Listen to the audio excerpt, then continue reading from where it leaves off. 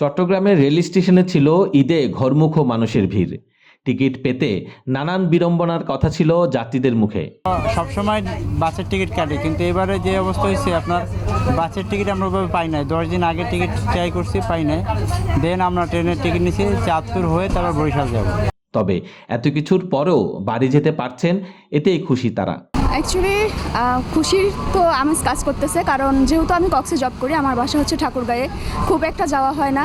Additionally দেখা যায় 2 ঈদে আমাদের বেশি যাওয়া হয়, এই জন্য ভালো লাগতেছে। অনেকদিন পর পরিবারের সঙ্গে একসঙ্গে হবো।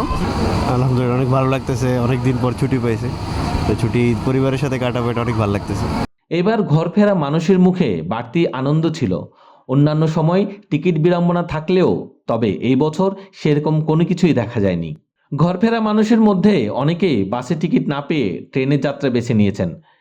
অনেকে বলছেন কষ্ট হলেও বাড়ি গিয়ে ঈদ পালন করব, এটাই বড় আনন্দ। মা বাপ সবাই বাড়িতে আছেন, সবার সাথে একসাথে আনন্দ ফুর্তি করবো, এই কারণে একটু বাড়িতে যাইতে আসি আর কি। সবার সাথে একসাথে ঈদ যে করতে পারি, এই কারণে আসছি আর কি। ট্রেনে যাইতে অনেক একটু ভালো লাগে আর কি।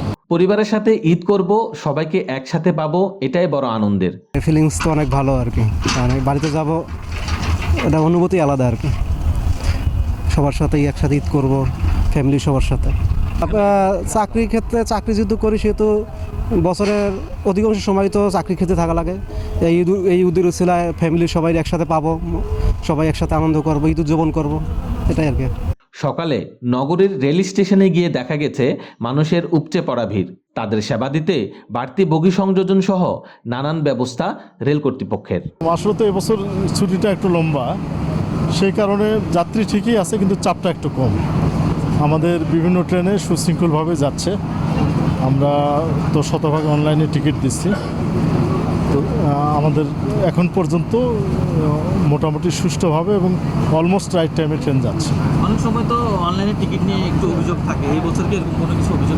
এরকম কোনো সুনির্দিষ্ট অভিযোগ এবছর পাইনি, এখন পর্যন্ত পাওয়া যায়। আর আপনাকে ট্রেনের বগি কি বাড়ানোর কোনো সিদ্ধান্ত নিয়েছে? হ্যাঁ, আমরা তো অলরেডি প্রত্যেকটা ট্রেনে যেখানে প্রয়োজন আছে সেখানে আমরা ট্রেন কোচ বাড়াই দিচ্ছি ডিমান্ড অনুসারে। নিরাপত্তার বিষয়টা নিয়ে আসলে নিরাপত্তার বিষয়টা নিয়ে আলহামদুলিল্লাহ এবছর নিরাপত্তার কোনো ঘাটতি হয়নি এখন পর্যন্ত। প্রতিটা স্টেশনে, ইম্পর্টেন্ট স্টেশনে আমাদের বিট আকারে লোকবল দেওয়া আছে এবং এটা রোস্টার ডিউটি দেওয়া আছে, এবং এটা আমরা প্রপারলি মনিটরিং করতেছি। সকাল থেকে বেশ কয়েকটি ট্রেন ঢাকাসহ নানান গন্তব্যের উদ্দেশ্যে ছেড়ে গেছে। যাত্রীদের নিরাপত্তা দিতে বাড়তি ব্যবস্থা নিয়েছেন রেল কর্তৃপক্ষ।